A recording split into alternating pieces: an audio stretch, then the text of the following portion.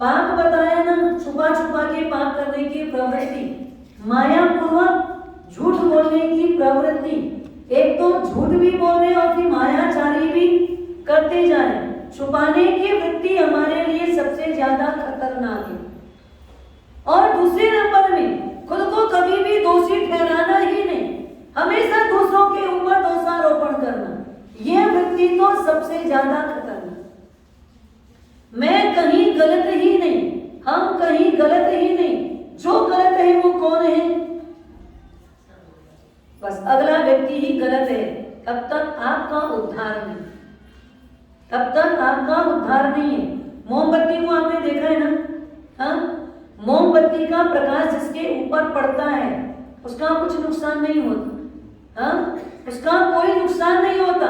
लेकिन दूसरों के ऊपर बार बार टॉर्च डालने की आदत जिस मोमबत्ती की पड़ गई, वो मोमबत्ती स्वयं अपने जीवन में धीरे धीरे धीरे क्या होती है, हाँ, छोटी होती जाती है और एक दिन उसका पूरा अस्तित्व ही खत्म हो जाता है। हम सोचते हैं कि हम अगले का सिर्फ उसको अच्छा बनाने के लिए बता रहे, हम जो बता रहे किस लिए बता रहे, अगले की सुधार के लिए बता रहे। और इसलिए हम सोचे कि हम तो मोमबत्ती हैं, कि हम सिर्फ दूसरों को बताने के लिए, दूसरों को समझाने के लिए, दूसरे को बनाने के लिए, दूसरे का उद्धार करने के लिए हमने तो एक प्रकाश डाला। लेकिन ध्यान इस बात का रखना, आप प्रकाश डालते डालते डालते खुद कहीं एक दिन खत्म ना हो जाओ, आप अपना अस्तित्व मिटा ना दो, ये स्थिति आपकी ना आए। इसलिए जिन शासन में सबसे अच्छी व्यवस्था ये पर्वाधिराज पर्युषण पर्व की दी गई है। वैसे तो रोज ही सफाई करने की बात है, सुबह में उठो, सबसे पहले उठने के बाद कौशल ध्यान आदि सब कर लो, उसके बाद सामायिक लेके क्या करना है, प्रतिक्रमण करना है। किस लिए करना है प्रतिक्रमण?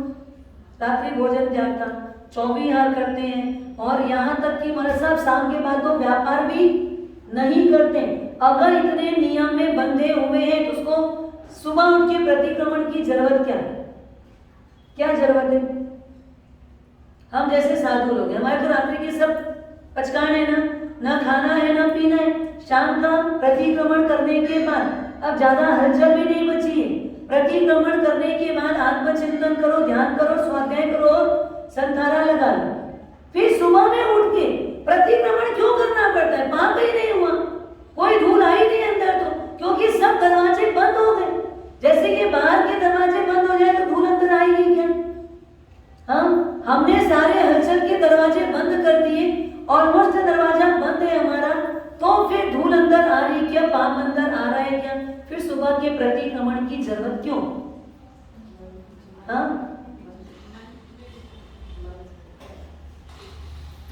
परसों होम्योपैथिक डॉक्टर नहीं आए थे, उन लोग बायोडाटा बहुत सारा लेते ना, बहुत सारा क्वेश्चन करते, इतनी इतनी सी तो गोली देते, मीठी मीठी गोली देते, और प्रश्न कितना पूछते हैं, 3 पन्ना एक ही व्यक्ति का लिख लिख के ले गए। हमारे साथ रात को नींद आती है कि नहीं? नींद में सपना आता है कि नहीं? सपना आता है तो कंटिन्यू रहता है क्या?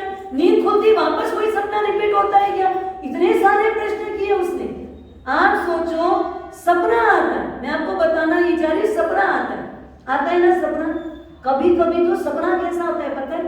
कर्म ग्रंथ की भाषा में दृढ़ चिंती अर्थ करणी थीणती निद्रा, दिन में चिंतन किए हुए कार्य को अगर निद्रावस्था में रात में संपन्न कर लो तो उसको बोलते हैं थीणती निद्रा। सपना में नहीं, कार्य ही पूरा कर लो। कोई व्यक्ति को ऐसे थीणती निद्रा का उदय काल होता है, वो दीक्षा के लिए योग्य नहीं होता, संयम जीवन उसको नहीं दिया जाता। उनको संयम देने की मनाही है। थीणती निद्रा का मतलब दृढ़ चित्ती अर्थ करनी, दिन में जो चिंतन किया उस कार्य को रात्रि में संपन्न कर लेना। दिन को सोच के बैठे थे कल सुबह में उठेंगे, उठते ही साथ कल 1 कटोरा मुझे पराठा बनाना है, क्योंकि हमको सुबह 7 बजे ट्रेन पकड़ना है, मैं 4 बजे जल्दी उठूंगी, 1 कटोरा पराठा ताजा आज का बना लूंगी, क्योंकि मेरा तो बासी का त्याग है। अब आप शाम को ये सोचते सोचते सो गए और सोने के बाद आधी रात को नींद ही नींद में उठे, गए रसोई घर में जाके गैस चालू किया, पराठा बनाया, कटोरा भर दिया, डब्बे में भी डाल दिया, वापस आके सो गए। सुबह तक भी आपको पता नहीं चल रहा है कि आपने ये सब काम किया और नींद ही नींद में कर दिया। सुबह जब 4 बजे नींद खुली वापस, अरे बहुत लेट हो गया, जल्दी करना पड़ेगा, 7 बजे की ट्रेन है, मुझे जाकर पराठा बनाना है, सब्जी छोंक रहा है, मिर्ची बनानी है, टिफिन डालना है। जब जाके देखा तो सारा काम संपन्न है। ये नींद ही नींद में काम कर लेने वाले लोग, इसको बोलते हैं तृणधि निद्रा। बना ही नहीं, इतना नहीं, खा भी लेते हैं, खा भी लेते हैं, तो भी उनको पता नहीं चलता कि हमने पेट भर के खाना खा लिया है। और बड़े बड़े काम, व्यापारी वर्ग है, श्रावक वर्ग है, इनके पास में बड़ा बड़ा काम है। रात को 12 बजे ट्रक आने वाली है, लोडिंग तक रहेगी, सुबह 4 बजे उठ के उसको खाली करवाना पड़ेगा, क्योंकि 6 बजे के बाद तो बैरियर लग जाता है, ट्रक वापस बाहर जा नहीं पाएगी। तो सुबह में 4 बजे उठ के 6 बजे तक मैं ट्रक खाली करवा लूंगा और उसको रवाना कर दूंगा। अब रात को 12 बजे ट्रक आएगी, ट्रक आएगी, ट्रक आएगी, ट्रक आ गई, खड़ी हो गई और सेठ जी अचानक 1 बजे नींद से उठे और नींद ही नींद में ट्रक के पास गए, हमारे को भी नहीं बुलाए, खुद ने ही पूरी ट्रक खाली कर दी, पर होश में नहीं है, नींद में है। ऐसी निद्रा वाले के पास वासुदेव का आधा बल होता है। जो भरत चक्रवर्ती के पास जितना बल, उसका आधा बल वासुदेव के पास। चक्रवर्ती का आधा बल किसके पास? वासुदेव के पास। और वासुदेव का भी आधा बल किसके पास? धीरधि निद्रा वाले के पास। ऐसी ये नींद होती है और ऐसी ही नींद में व्यक्ति कुछ का कुछ कर लेता है। पर यहाँ पर बात इसकी है, हम सुबह में प्रतिक्रमण करते हैं, क्यों? क्या कारण है सुबह के प्रतिक्रमण का? कौन सा ऐसा पाप हो जाता है? अब साधु संत है, वो क्या पाप करेंगे? वो तो आप बोलोगे बस दिन में भी क्या पाप करते हो, पर हलचल तो होती ना। दिन में क्या होता है, व्यक्ति की हलचल बहुत होती है, कहीं जाना है, आना है, कोचरी है, पानी है, स्वाध्याय के लिए, यत्ना के लिए, परखने के लिए, ऐसी हलचल बहुत प्रकार की होती है। पर रात्रि में तो लगभग बहुत रेयर हलचल होती है और प्रतिक्रमण के बाद तो एकदम लिमिट की हलचल होती है। उसके बाद भी सुबह में उठ करके प्रतिक्रमण करना जरूरी क्यों? क्या आवश्यक है? हमारा धर्म, आपको पहले भी बताया है, हमारा धर्म मन से होने वाले वृत्तियों के द्वारा जो विचार भी उठते हैं उसमें भी पाप मानता है, उसको भी वो पाप कहता है। अगर आपने किया नहीं है पर आपके मन में जो भाव उठे हैं, जो विचार उठे हैं, वो भी क्या है? वो भी पाप है। उस पाप की भी सजा होती है और उस सजा का भुगतान इस जीवाराम को करना पड़ता है। तो मतलब मन की मलिनता भी हमारे यहाँ पर स्वीकार नहीं है, उसकी भी निर्मलता हमको परमाधिराज पर्युषण पर्व में करनी है।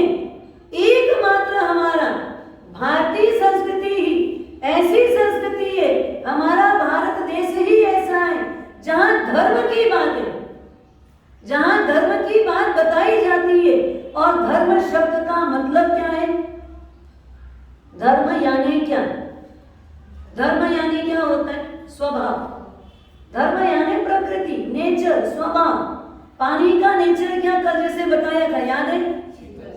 पानी का नेचर शीतलता। पानी को कितना भी गर्म करो क्या होगा? हो ही जाएगा ना ठंडा। आपको कितनी भी उबाल आए, आप ठंडे होते हो कि नहीं होते?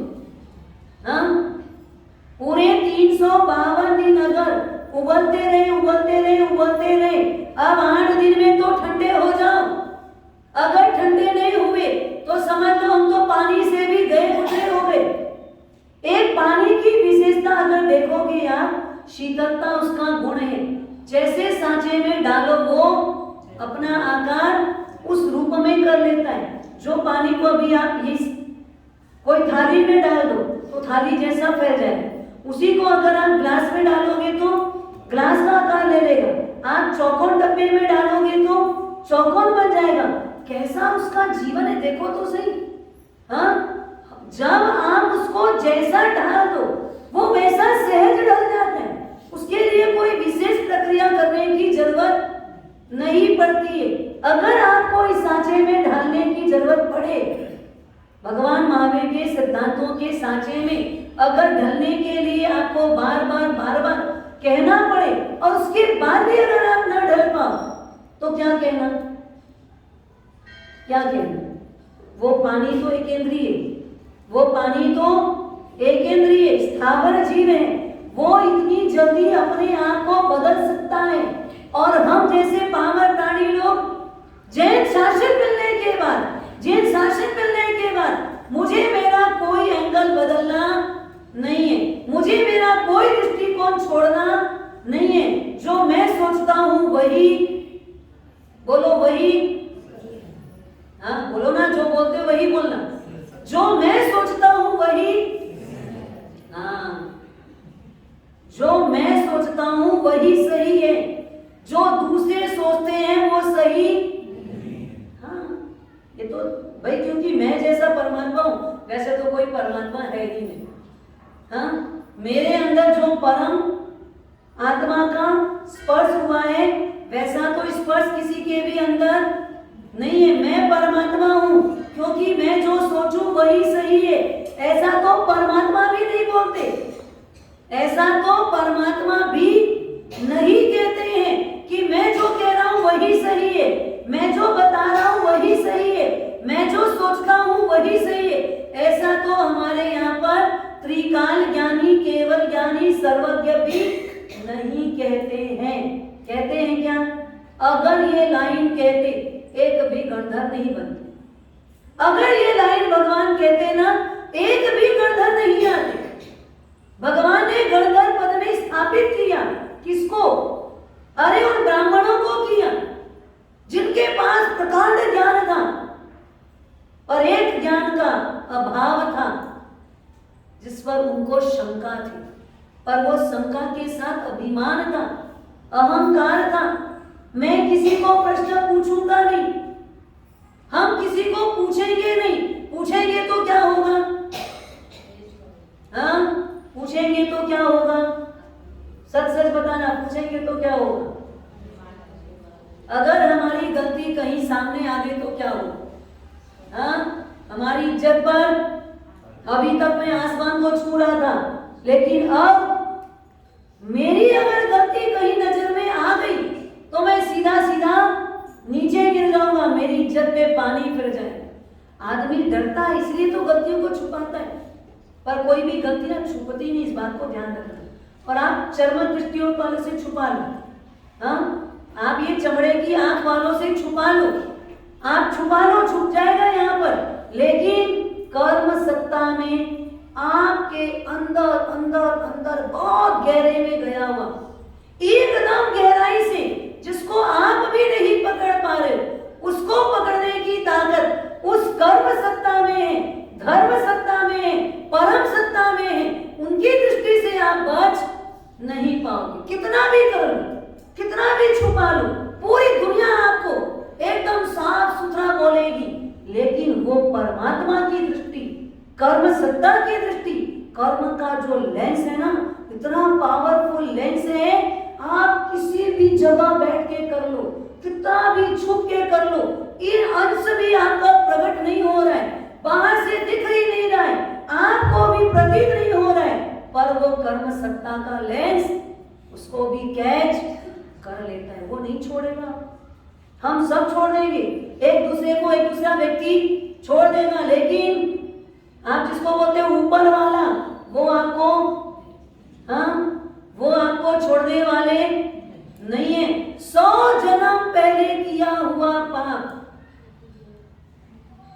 लाख जन्म पहले किया हुआ पाप।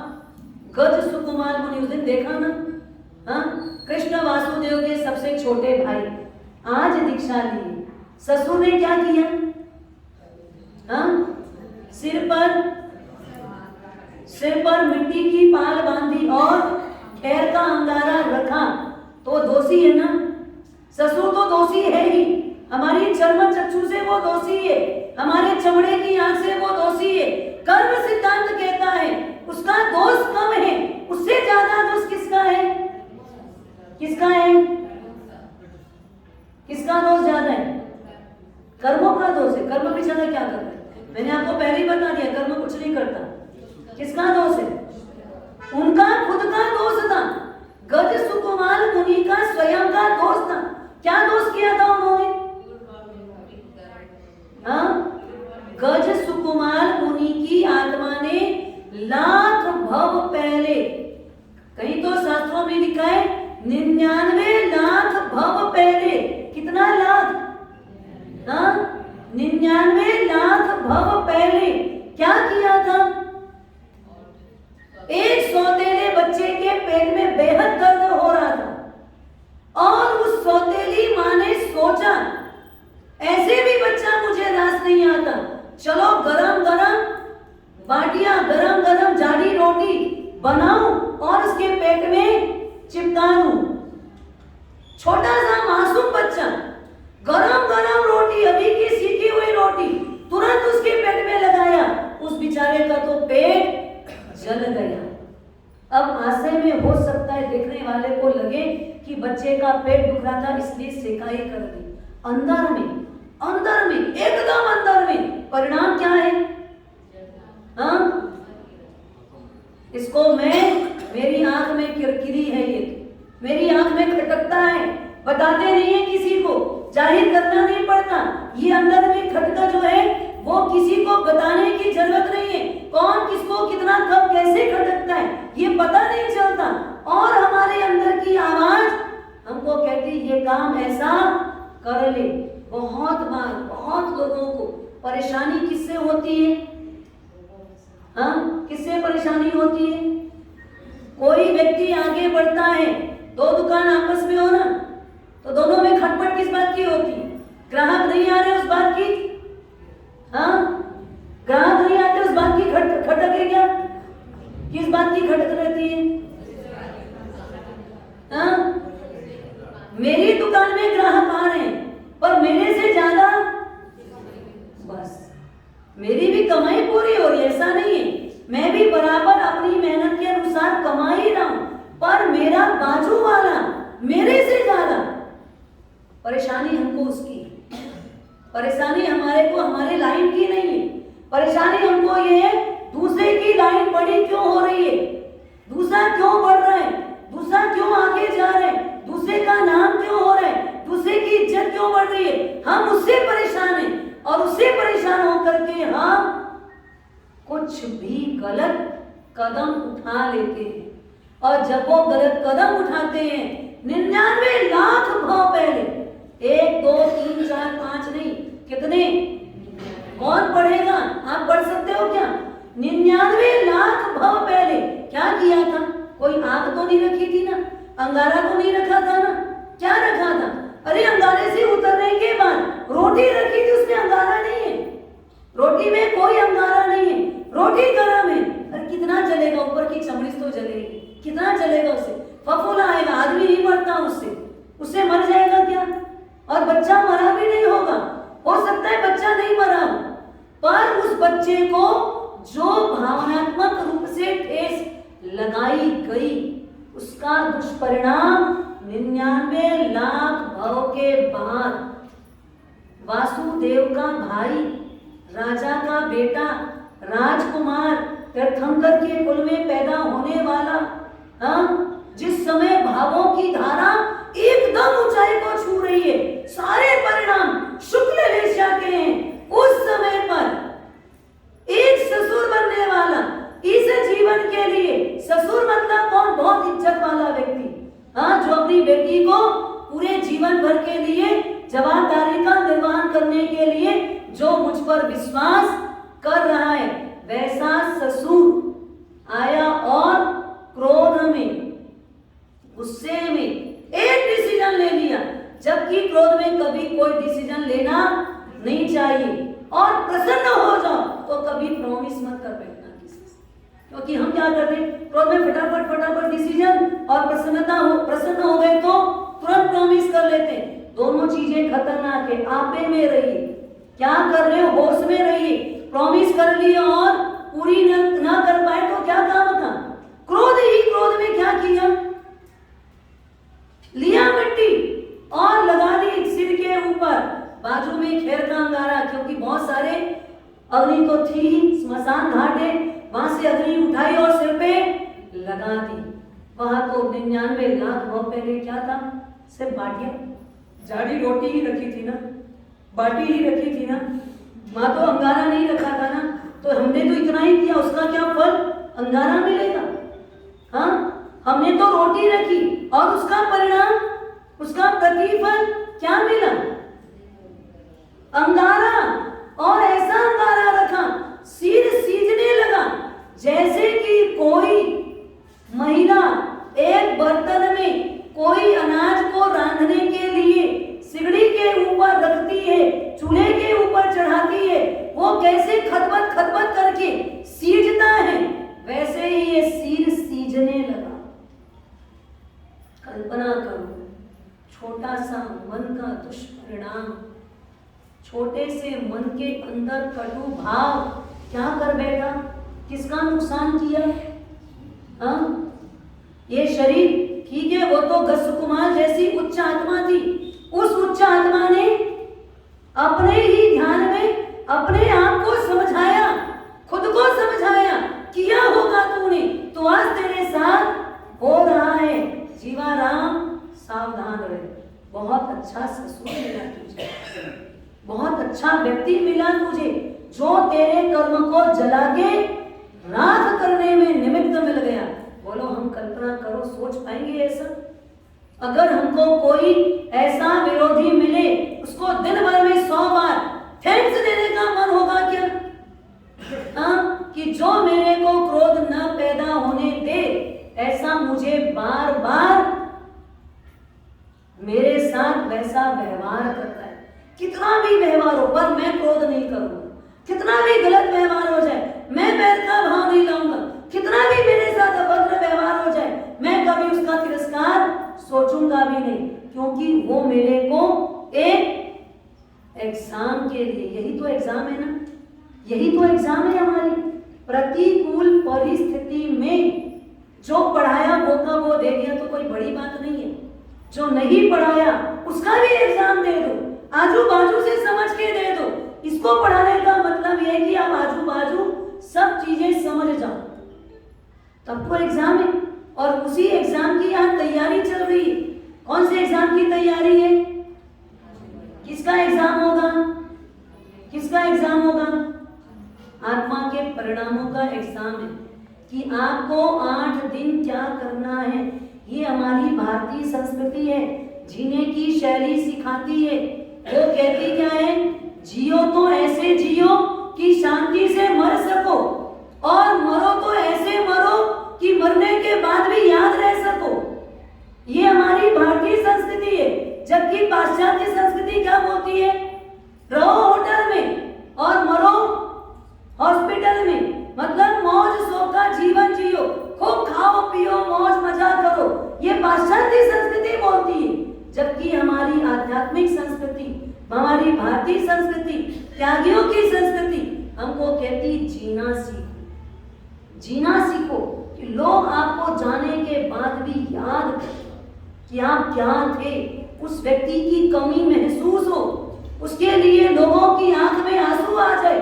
अरे ऐसा व्यक्ति होता काश, तो आज हमारे समाज का क्या रूप होता। और ऐसे किरकिरे अगर कोई होंगे तो लोग क्या बोलेंगे? कोई अगर घर में भी होता है, परिवार में भी होता है, तो लोग क्या सोचते हैं? इससे तो ये नहीं होते तो अच्छा होता, इससे तो ये नहीं होते तो अच्छा होता। और घर में अगर कोई बहुत अच्छा प्रेमालु व्यक्ति होता है, उसके लिए लोगों की आंख में हमेशा 2 घंटा भी अगर वो बाहर जाए ना, तो लोग उसको याद करते हैं, आंख में आंसू आ जाता है कि अरे दादाजी कहाँ चले गए। 2 घंटा भी घर में ना दिखे तो लोगों को चैन नहीं पड़ता। और एक व्यक्ति के जाने पर लोग सगुन मानते, अच्छा ही हुआ तो चले गए, अच्छा हुआ चले गए। आप सोच लो आपको कौन से नंबर में आना है। हाँ, ये एग्जाम है, इस एग्जाम में आपकी ये सारी एग्जाम ली जाएगी कि आप ध्यान रखना आपका अंतरंग कितना बदला। 8 दिन आपको क्या क्या नहीं करना है, अपने मन को सबसे पहले अशुद्ध नहीं करना है, विचारों को अपवित्र नहीं करना है, कोई भी ऐसी प्रवृत्ति मत करिए जिससे दूसरों का दिल दुखे, जिससे दूसरों के दिल को आहत लगे। वैसे कोई शब्दों का प्रयोग नहीं करना, ना मन से, ना वचन से और ना काया से। तीनों के ऊपर अंकुश लगा के रखिए। और काया के लिए 8 दिन चौका कैसा हो? हाँ, 8 दिन का चौका सूर्यास्त होते ही साथ लॉक कर दिया जाए। बर्तन भांडे सब मंज गए, साफ हो गए। अब सूर्यास्त के बाद कुछ भी खुलेगा नहीं। वैसे तो मुझे लगता है कि सब वैसे ही होंगे, पर कुछ कुछ घरों में आज भी आशंका रहती है क्योंकि संस्कार देने में कमी माँ बाप ने रखी नहीं। और जो औरों के साथ रह रह करके बिगड़ गए तो उनको अब घर में सुधारना भी भारी पड़ता है। 8 दिन जैसा आहार बने वैसा कर लेना।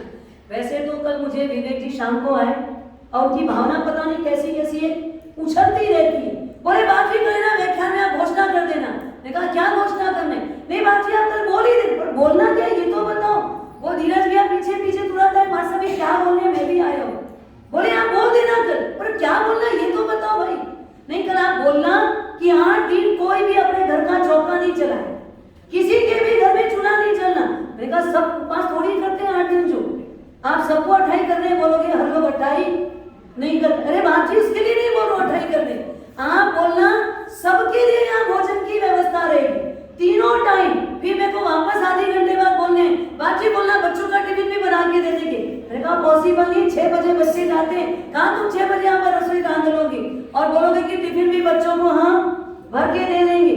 मतलब उनके जो उछाल के भाव आते हैं ना, वो उछलते परिणाम ऐसे आते हैं कि मैं क्या क्या नहीं कर लूं, कितना कितना नहीं कर लूं। नहीं बाकी ज्यादातर अगर किसी घर में चौका नहीं चलेगा ना तो सब यही रहेंगे, दिन भर आराधना करेंगे, एक ही चौके का सबको लगेगा, सबका बाकी सब पाप धुल जाएगा। फिर हमारी बहनों को दिन भर नहीं तो घर ही घर में रहना पड़ता है। दिन भर वो सामायिक करे, पूजा करे, आंगी बनाए, मंदिर को सजाए, अपने आप को सजाए, अच्छी बातें करे, आपके पास उपासना में रहे। तो हमारे सब आप 8 दिन के लिए तो घोषणा कर ही देना। ये शाम को एकदम अचानक आए बोलने के लिए, बोल देना। क्या बोलना बता ही नहीं पा रहे थे। मतलब उनके अंदर में भी इतना भावावेश था। मैंने कहा ठीक है, अपन उनसे सबसे सलाह ले लेंगे कि ये काम को करने में क्या सबका सहयोग है, क्या ये सब लोग चाहते हैं। बोले नहीं बाप जी बहुत अच्छा होगा, सब पहला चातुर्मास है ना तो पहला काम करना ही अपने को। ये काम ऐसा ही करना है कि 8 दिन हमारे घर की माताएं बहनें सब एकदम निश्चिंत रहे, सबको खूब धर्म करने का अवसर मिले, सब खूब अपने आप को पाप से निवृत्त रखे। तो 8 दिन अगर आप लोग चाहोगे, 8वां दिन तो क्या संवत्सरी का है, लेकिन 7 दिन अगर आप चाहोगे तो यहाँ समाज वाले, संघ वाले, कृष्ण मंडल या चातुर्मास समिति जो भी व्यवस्थापक है वो आपको खिलाने के लिए तैयार। और हमको संयमित खाना खाना, हमको संयमित भोजन करना है, हमको कोई जीव का नाटक नहीं देखना है। जिम्मेवार हमको एक ही लाइन बोल देना, जो मिलेगा ना पेट भरा दिया यही बहुत है, उपास का प्रचार नहीं कराए। कभी समाज वाले मिलके अगर ऐलान कर दे कोई चौका नहीं जलाएगा, सबको उपास करना है, तो क्या करते? इससे अच्छा इन्होंने क्या किया, खिलाएंगे बोला।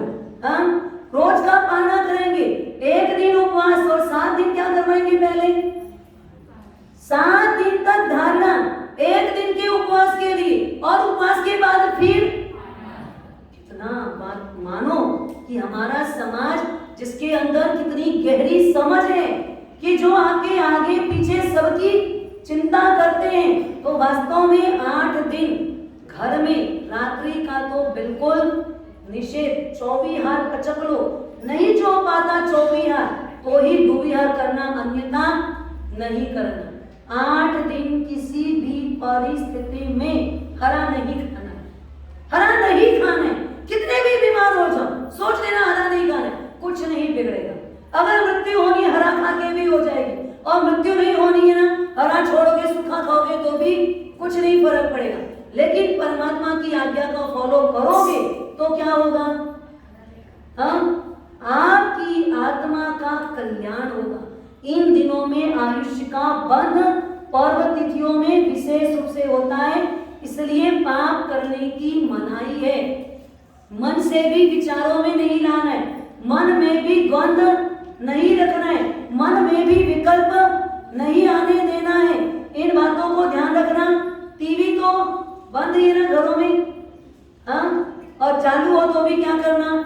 8 दिन के लिए ताला लगा के छोड़ देना। और मोबाइल में ये तो बोले हमारे सब अच्छी बात बोले, टीवी तो बंद कर दे, कोई बात नहीं।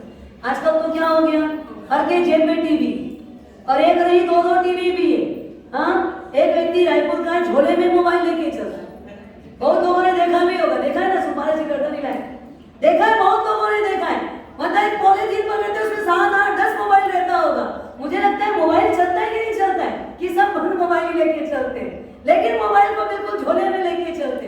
तो आपके पास अगर मोबाइल हो, सिर्फ बात अनिवार्य रूप से करना पड़े, कोई अनिवार्य परिस्थिति हो तो की बात, और जो छोड़ सकते हो 8 दिन उसको भी उपवास करने दो, उसको भी धर्म करने दो, उनको भी धर्म आराधना में लगने दो, उनके ऊपर भी अभय दान बरताओ कि 8 दिन ये बैठ गई, तू भी अभय दान, तेरे को भी इतनी जीव हिंसा मेरी रुकेगी, कुछ नहीं फर्क पड़ेगा। आप कल ही मैसेज डाल देना, 8 दिन मेरा मोबाइल बंद होगा, मैं 8 दिन पहले सबसे मिच्छामी दुक्कड़म देता हूँ, संवत्सरी के पारणा के बाद मैं आपको फिर एक बार प्रतिक्रमण के बाद का और मिच्छामी दुक्कड़म कर दूंगा, लेकिन 8 दिन पहले ही मिच्छामी दुक्कड़म कर लेना। अगर बच सको तो मोबाइल से बच जाना। अति अनिवार्य काम हो किसी का तो सिर्फ बात तक सीमित रहना, उसके आगे का जो सूचना सुनिए सब यहाँ की सुनो ना, सब धर्म स्थानों में। आजकल तो क्या बड़े बड़े फ्लैक्स, तो बहुत फ्लैक्स लगता है हमारे यहाँ, कोई भी कार्यक्रम होता है उसका एक बड़ा फ्लैक्स जरूर लगता ही लगता है। यहाँ नहीं सुने हो, गेट में एंट्री करो ना करो, रोड से भी यहाँ फ्लैक्स में पढ़ सकते हो क्या कार्यक्रम है, कितने तारीख को कार्यक्रम है। और ज्यादातर मौन करना, कम ही बोलना, नहीं चुप बोलना, तो अपने आप बहुत सारे झगड़े समाप्त हो जाते हैं। और मन के अंदर में कहीं भी कोई भी गठान हो उसको खोल ही लेना। कैंसर से भी ज्यादा खतरनाक अगर कोई गठान है तो कौन सी गठान है? कैंसर की गांठ एक जन्म खत्म करती, ज्यादा से ज्यादा कितना नुकसान करेगी? ज्यादा से ज्यादा एक जन्म का नुकसान करेगी। और मन की गठान एक जन्म नहीं, कितने ही जन्म बर्बाद कर देगी। अभी बताया आपको 99 लाख जन्म। एक छोटी सी गठान, एकदम पॉइंट जैसी गठान, छोटे से बच्चे के लिए गठान 99 लाख वो खत्म कर दी। आप सोच लो हमारे भवों की तो क्या गणना होगी। हम तो कोई गस कुमार के जैसे, कोई हमसे बैर का बदला लेने आएगा तो क्या हम ऐसा ध्यान कर पाएंगे? क्या अपनी आत्मा को ऐसा समझा पाएंगे? क्या हमारी उस समय सद्बुद्धि जगेगी? क्या हमारे आत्मा परिणाम उस समय निर्मल बनेंगे? हमारे तो जन्मों जन्म बिगड़ जाएंगे। इसलिए बारीक भी गठान हुई हो, छोटी सी भी गठान हुई हो, उसको क्या करना? धीमे से खोल ही देना। उस गठान को जरा भी रखना मत। 8 दिन यहाँ पर पर्वाधिराज पर्युषण पर्व के दरमियान आपको प्रतिदिन 7 दिन के 7 नियमावली के कार्ड दिए जाएंगे। कल यहाँ पर व्याख्यान के बाद वो मिलेगा। प्रतिदिन का एक कार्ड जिसमें आपको नियमावली भरनी है और शाम को आरती के बाद यहाँ जमा करके जाना है। सेकेंड डे प्रवचन के पहले चेक हो जाएगा और प्रवचन में आपका नाम घोषित हो जाएगा और जिनका हाईएस्ट रैंक होगा उनको यहाँ पर सम्मानित किया जाएगा। दूसरे नंबर में 8 दिन के प्रवचन से संबंधित एक तंबोला निकाला जाएगा। उस तंबोले में आपको यहाँ पर प्रश्न पूछने पर जो आंसर आएगा, अगर आपके तंबोले में वो आंसर ऐड है तो आप टिक कर दो। तंबोले के नियमानुसार, तंबोला मतलब हौजी ना, हौजी के नियमानुसार पहली लाइन, दूसरी लाइन, तीसरी लाइन, आड़ी लाइन, खड़ी लाइन, 4 कॉर्नर और फुल हौजी, ऐसे जिसके जब भर जाएंगे तो उनको उसके अनुसार दिया जाएगा। कल्प सूत्र प्रश्नावली भी निकलेगी, जो यहाँ पर आप प्रवचन सुनो और तुरंत भरते जाओ। उसके लिए अलग से कोई प्रश्नोत्तर होगा नहीं, आपको पहले ही प्रश्नावली दी जाएगी ताकि आप प्रश्न पहले पढ़ लो, आपके दिमाग में रहेगा ये वाला प्रश्न था, उसका ये उत्तर हो सकता है, तो तुरंत आप प्रश्न का जैसे ही यहाँ पर आपको लगे आप तुरंत उत्तर भर सकोगे। तो नियमावली है, हौजी है और कल्पसूत्र की प्रश्नावली है। उसके साथ साथ में प्रतिदिन एक आसना वालों को एक प्रश्नावली, जो 7 प्रश्न तो दिए जा रहे हैं प्रवचन से संबंधित, लेकिन अब एक प्रश्नावली और ऐड होगी आपके लिए 7 दिन की, जो अलग अलग दिन अलग अलग प्रश्नावली दी जाएगी। प्रश्नोत्तर आपका प्रवचन से संबंधित जो 7 है वो भी होगा, उसके अतिरिक्त एक प्रश्नावली एक आसना के टाइम दी जाएगी, वो भी आपको सॉल्व करना है और भरना है। हमारा येन केन प्रकारेण प्रयास ये है आपका दिमाग मोबाइल की तरफ जावे ही नहीं। आप इतने बिजी रहो